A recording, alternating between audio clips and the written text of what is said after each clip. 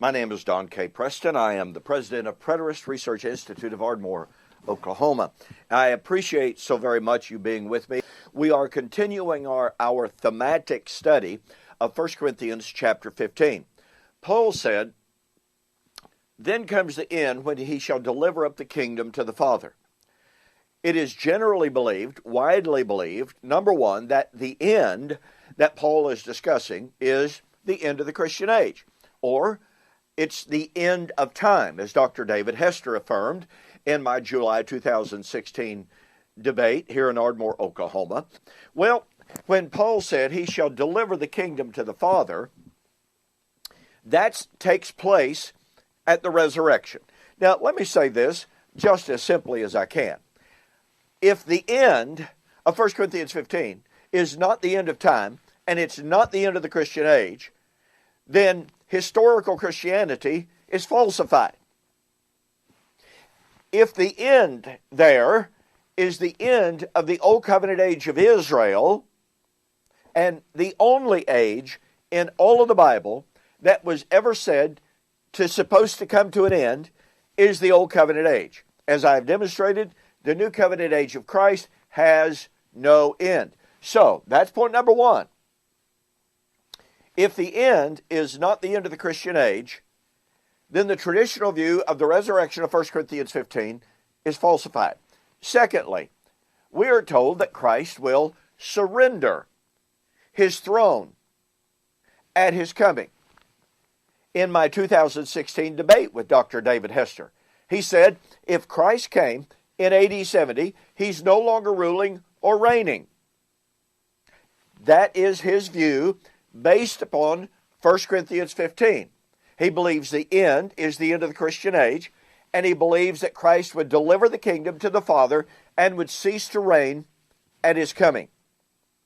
Well, confronted with the numerous biblical passages which affirm that the Christian age has no end, that Christ's rule, his kingdom, and his throne have no end, some opponents of covenant eschatology, they kind of switch gears, and as I pointed out in the previous video, they say, well, the end there, it is the end of time, and Christ delivering the kingdom is Christ terminating his mediatorial reign. And what they mean by that is this: Christ is mediator between man and God. He pleads the case for both God and man. That's only necessary when there is time, when there is life on earth, when man is confronted with temptation, when man has weaknesses. Therefore, when time ends, when human history ends, there is no further need for a mediator. No further need for a mediator. Because, once again, man is not on earth. He is not being tempted by anything. He has no weaknesses. He does not struggle with temptation. Well, the question therefore becomes, will Christ's priesthood, his mediatorial reign, ever come to an end? And to make this as simple as possible, if it is the case that Christ's mediatorial priesthood never ends, then it must be the case that the view that Christ surrenders his mediatorial reign and brings it to an end is false.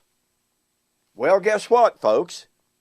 It is absolutely true that the Bible affirms that Christ's priestly role, his mediatorial reign, has no end. Hebrews 7 is an absolutely incredible text. I want you to notice that Christ, point number one, is a priest after the order of Melchizedek. Thou art a priest, how long? Forever, after the order of Melchizedek. Now, it's important to understand that this forever here is set in contrast to the Old Covenant priests, who were many because they died. So you have temporary versus forever. Now watch this, Hebrews 7:23. There were many priests under Torah because they were prevented by death from continuing. So the priesthood of those individual priests ended because they died. Had those individual high priests continued to live, their priesthood would have continued. But he, that is Christ, because he continues, how long? Forever. How long does Jesus live? Folks, how long does Jesus live? Now, once again, those high priests were many because of death, they did not continue as priests. But this man, because he continues forever, has an unchangeable priesthood.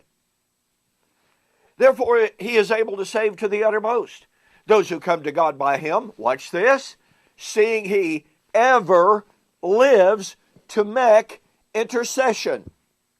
Folks, we have 4 affirmations in one passage, in one context, that affirms that Christ's priesthood is forever after the order of Melchizedek.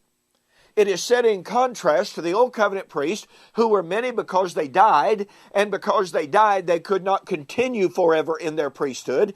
But Christ does live forever. Look, Christ's priesthood is tied directly to his life. If you say his priesthood ends, then his life ends. Sorry, Christ lives forever. Therefore, he ever lives to make intercession.